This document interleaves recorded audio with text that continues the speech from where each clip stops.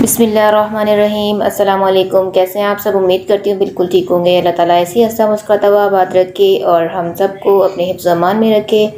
आज आपके साथ रेसिपी शेयर करने वाली हूँ मज़ेदार सा बीफ का पिज़्ज़ा आज हम बनाएंगे और ये एक अलग अंदाज, अलग स्टाइल, अलग से टेस्ट के साथ आपके साथ शेयर करने वाली हूँ। बहुत ही ज़बरदस्त सा इसका फ्लेवर आएगा और इसकी जो ब्रेड बनेगी बहुत ही सॉफ्ट और बहुत ही फ्लफ़ी सी इसकी ब्रेड बनेगी। कैसे बनेगी तो इस वीडियो को बिना स्किप किए ज़रूर देखिएगा एंड तक और बिना सब्सक्राइब के मत जाइएगा। तो सबसे पहले इसकी डो की तैयारी कर लेते हैं। 2 कप हम यहाँ पर मैदा लेंगे और 1 टीस्पून डाल देंगे इसमें ईस्ट और हाफ़ टी स्पून इसमें हम नमक ऐड कर देंगे।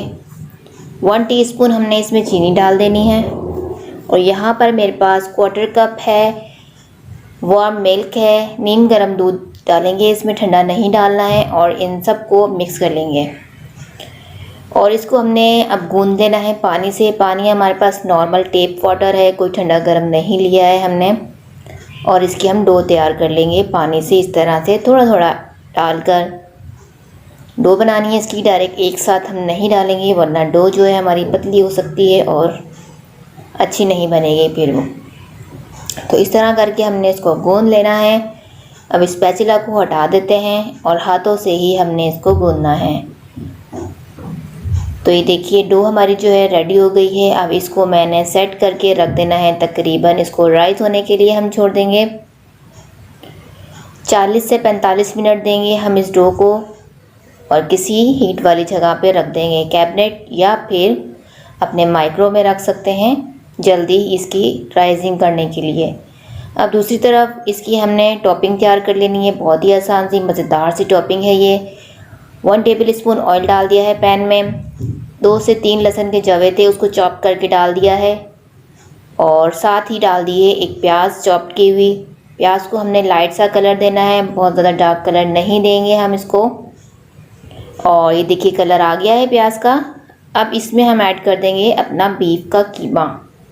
बीफ को मैंने अच्छे से वॉश करके उसका कीमा बना लिया है। कीमा मैंने अच्छा सा फाइन बनाया, मोटा मोटा नहीं रखा है। आप चाहें तो मोटा मोटा भी हाथों से बना कर रख सकते हैं, लेकिन मैंने एक दफ़ा मशीन में से निकाल दिया था। ये तकरीबन वेट में है 400 ग्राम है और इसको मैंने इसमें ऐड कर दिया है। अब इसको मिक्स कर लेंगे, बुनाई कर लेंगे इसकी। और इसके अंदर अब हम स्पाइसेस ऐड कर देंगे। यहाँ देखिए कीमा अपना पानी छोड़ने लगा है। तो अब इसके अंदर हम अपने मसाले डालते हैं। कुछ ज़्यादा मसाले नहीं डालेंगे, बेसिक चीज़ें इसमें मैं डालूँगी। एक टमाटर चॉप किया हुआ डाल दिया है मैंने और half teaspoon chilli flakes डाल दिया है। हाफ़ टी स्पून मैंने कश्मीरी रेड चिली डाल दी है। हाफ़ टी स्पून धनिया का पाउडर डाला है और हाफ़ टी स्पून ही मैंने हल्दी का पाउडर डाल दिया है और 1 टीस्पून मैंने नमक ऐड कर दिया है। तो इसको मिक्स कर लेते हैं और थोड़ा सा साथ में पानी ऐड करूँगी ताकि ये मसाले जो हैं इसमें अच्छे से भुनाई इसकी हो सके, ये लगे नहीं, जले नहीं और जो हमारा कीमा है वो भी अच्छी तरह से कुक हो जाए। तो यहाँ थोड़ा सा पानी ऐड कर इसको मिक्स करेंगे और कवर करके रख देंगे तकरीबन 5 से 7 मिनट के लिए मीडियम फ्लेम पर। तो यहाँ देखिए मैंने पानी डाल दिया है, इसको मिक्स कर लेते हैं और अब मैं इसको कवर कर दूँगी।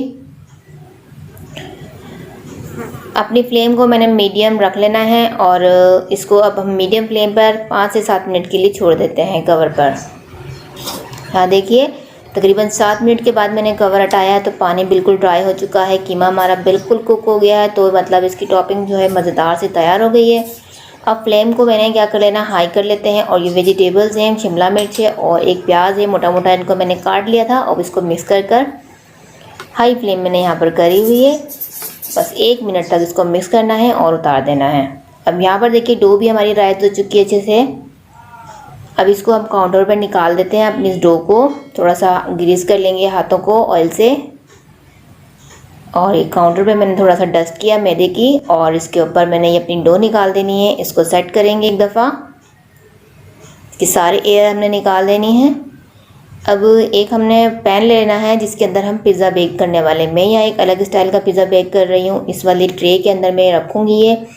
अगर आपके पास ये नहीं है तो जो भी है आप उसके अंदर बेक कर सकते हैं। तो ये मैंने सिर्फ अलग लुक देने के लिए इसको मैंने यूज़ किया है। तो इस तरह से इसको मैंने फैला लेना है इस तरह से करके और इसके मैंने इम्प्रेशन बना देना है इस तरह से साइड्स को, और एक फोक ले लेंगे और फोक से इस तरह से निशान डाल देंगे ताकि जो हमारी डो है वो फूले नहीं। अब इसके अंदर हम कोई पिज़्ज़ा सॉस वगैरह नहीं लगाएंगे, डायरेक्टली हमने इसमें चीज़ डाल देनी है। चीज़ यहाँ पर मोज़रेला चीज़ मैंने डाल दी है, थोड़ी सी, बहुत ज़्यादा नहीं ऐड कर रही हूँ। आप अपने अकॉर्डिंग यूज़ कर सकते हैं, ज़्यादा पसंद है ज़्यादा ऐड कर सकते हैं, कम पसंद है कम ऐड कर सकते हैं। तो मैंने यहाँ पर कम ही रखी है। और ऊपर डाल देंगे टॉपिंग। ये टॉपिंग इतने मज़ेदार बनी है, आप इसको पराठों के साथ भी खा सकते हैं, ये बहुत ही यम्मी लगेगी। तो इसकी टॉपिंग हमने फैला देनी है ऊपर सारे में इस तरह करके। आप ये पिज़्ज़ा बना के देखिए, बहुत ही एक अलग सा टेस्ट आएगा और बहुत ही यम्मी सा ये पिज़्ज़ा आपको लगेगा। तो ऊपर भी मैंने दोबारा से चीज़ डाल दी है, मोज़रेला चीज़ डाल दी है और ब्लैक ऑलिव ऊपर मैंने रख दिए हैं इस तरह से। थोड़ा सा ऑरिगानो स्प्रिंकल कर दिया। अब मैं इसको बेक कर लूँगी अपने अवन को मैंने प्री हीट कर दिया था तकरीबन 10 मिनट के लिए 180 पर। अब 180 पर ही हम इसको बेक करेंगे, 25 मिनट के लिए हम इसको 180 पर बेक करते हैं।